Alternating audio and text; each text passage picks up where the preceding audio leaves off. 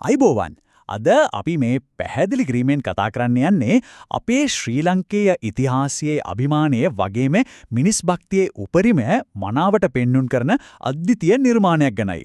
ඔව්, ඒ තමයි රුවන්වැලි සෑය, මහා ස්තූපය. මේක නිකම් ගොඩනැගිල්ලක් නම් නෙමෙයි. ඒ නිසා අපි අද මේ විමසුමෙන් බලමු මේ මහා සෑය පිටුපස්ස තියෙන ඒ විස්මිත කතාව. හරි.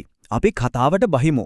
මේ දැවන්ත සුදු පැහැති සෑගැබේ ඇතුලේ හුදෙක් ගඩොල් සහ බදාම විතරක්ම නෙවෙයි තියෙන්නේ. දේවතාවියකගේ අභිරහසක්, මහා හස්තියන්ගේ දායකත්වයක්, ඒ වගේම මිය යන රජතුමෙකුගේ අවසාන කැමැත්තක් පිළිබඳ බොහොම හැඟුම්බර කතාවක් මේක ඇතුලේ හැංගිලා තියෙනවා.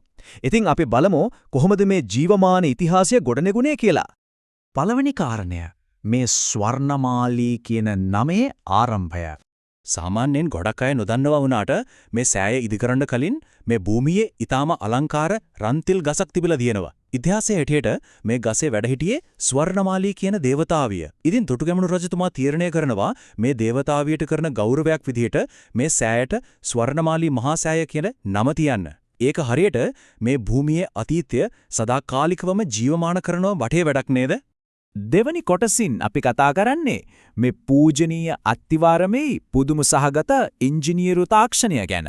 මේකෙදී පියවර 4ක් අනුගමනය කරලා තියෙනවා. මුලින්ම රියන් 7ක්, ඒ කියන්නේ සෑහෙන ගැඹුරකට පස හාරලා විශාල ගල් යොදලා අත්තිවාරම දාලා තියෙනවා. හැබැයි මෙතන තියෙන මවිතකරම දේ තමයි මේ දැවන්ත ගල් තද කරන්න පාවිච්චි කරලා තියෙන පණ තියෙන අලියතුන්. ඔව්, සද්දන්ත හස්තීන් ලවා තමයි මේ ගල් පාගවල තියෙන්නේ. ඊට පස්සේ අත්තිවාරම තවත් ශක්තිමත් කරන්න විශේෂ ලෝහ තහඩු සහ මැටි වර්ග භාවිතා කරලා තියෙනවා. හිතලා බලන්න ඒ කාලේ අපේ අයගේ ඉංජිනේරු දැනුම කොච්චර දියුණුද කියලා. තුන්වැනි කාරණය තමයි උත්තරීතර ධාතුන් වහන්සේලා තැන්පත් කිරීම. දැන් මෙතන තියෙන සුවිශේෂීම කාරණය තමයි මේක. ලෝකයේ වෙන කිසිම තැනක නැති තරම් මුළු ලෝකයෙන්ම වැඩිව බුදු සර්වඥ ධාතුන් වහන්සේලා ප්‍රමාණයක්, ඒ කියන්නේ දෝණයක් පමණ ධාතුන් වහන්සේලා තැන්පත් කරලා තියෙන්නේ අපේ රටේ මේ රුවන්වැලි මහා සෑය ඇතුලේ. මේක හුදෙක් ගොඩනැගිල්ලක් විතරක්ම නොවි මුළු ලෝකයේම බෞද්ධයන්ගේ මුදුන්මල් කඩක් බවට පත් වෙන්නේ අන්නේ උත්තරීතර අධ්‍යාත්මික වටිනාකම නිසායි.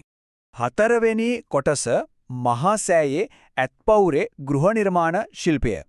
මේ ඉලක්කම ටිකක් මතක තියාගන්න. හරියටම 344යි සෑය වටා තියෙන ඇත්පවුරේ ඊටාම සූක්ෂම විදිහක නිලපු ඇතුන් 344 දෙනෙකුගේ රූප අපිට දැක ගන්න පුළුවන්. මේ තරම් විශාල රූප ගානක් මේ වගේ කලාත්මකව එක පෙළට නිර්මාණය කරපු එක එකම ඇත්තරම පුදුමයක්. ඉතින් මේකෙන් ඊටා අපූර්වට අදහස් වෙන්නේ මොකද දන්නවද?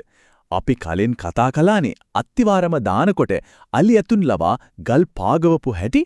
අන්න ඒ වගේ මේ මහා සෑය බර තමන්ගේ පිට උඩ දරාගෙන ඉන්න දැවැන්ත හස්තීන්ව තමයි මේ ඇත්පවුරෙන් සංකේතවත් කරන්නේ.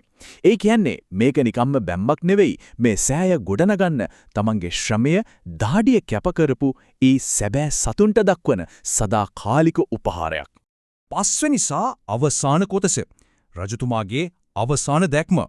මේ විස්මිත නිර්මාණයේ ලෝකෙට දායාද කරපු ඒ ශ්‍රේෂ්ඨ දුටුගැමුණු රජතුමාගේ කතාවේ අවසානය ඇත්තකම ගොඩක් සංවේදී. යථාර්ථය ගත්තොත් රජතුමා මිය යන මොහොත වෙනකොටත් මේ මහා සෑය වැඩ සම්පූර්ණයෙන්ම ඉවර වෙලා තිබුණේ නැහැ. හැබැයි Tamanගේ ආදරණීය සහෝදරයාගේ හිත සනසන්න සද්ධාතිස්ස කුමාරු එක පුදුම සාගත දෙයක් කරනවා. එතුමා දැවැන්ත සුදු රෙදි වලින් මුළු සෑයම ආවරණය කරලා සෑය වැඩ සම්පූර්ණයෙන්ම අවසන් කරලා තේනවා වගේ පෙන්න මහා මායාවක් මවනවා. මේ ඔක්කොම කරේ එකම එක දෙයක් වෙනුවෙන්. ඒ තමයි Tamanගේ සහෝදරයාට සාමකාමී සතුටුදායක මරණයක් උරුම කරලා දෙන්න. ඉතිහාසයේ සඳහන් වෙන ඒ සංවේදීම වාක්‍ය තමයි මේ. රජතුමා මියගියේ මහා සෑය දෙස බලාගෙනමයි. Taman ජීවිත කාලයේ පුරාම දකින්න පිරුම්පිරු ඒ දැවැන්ත සිහිනයේ හැබෑවය තියෙනු කියන අසීමිත සතුටින් ඒ සුදු මහා සෑය දිහා බලාගෙනම රජතුමා අවසන් හුස්ම හෙළුවා.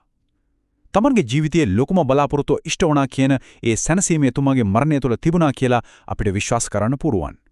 මේ කතාව අහනකොට ඔබටත් හිතෙනව නේද? අදටත් අපේ net නිවන මේ වගේ පෞරාණික දැවැන්ත ස්මාරක ඉස්සරහා හිටගෙන ඉන්නකොට මේ ගල් සහ බැමියට තවත් කොයිතරම්නම් නොකියු කැපකිරීම සහ කතා හැංගිලා ඇද්ද කියලා. ඉතිහාසය කියන්නේ නිකම්ම ගොඩනැගිලි නෙවෙයි. ඒක මිනිස් හැඟීම් වලයි අසීමිත භක්තියයි එකතුවක්. ඉතින් මේ ගැන ඔබේ අදහසත් පහලින් එකතු කරන්න මේ වගේම අපේ අභිමානවත් ඉතිහාසයේ සැඟවුණු තවත් අපූර්ව තොරතුරු විමසා බලන්න අපේ මේ අතීත විමසුම් එක්ක දිගටම එකතු වෙලා ඉන්න කියලා අපි ආරාධනා කරනවා. එහෙනම් නැවතත් මේ වගේම පැහැදිලි කිරීමකින් අපි හමු වෙමු.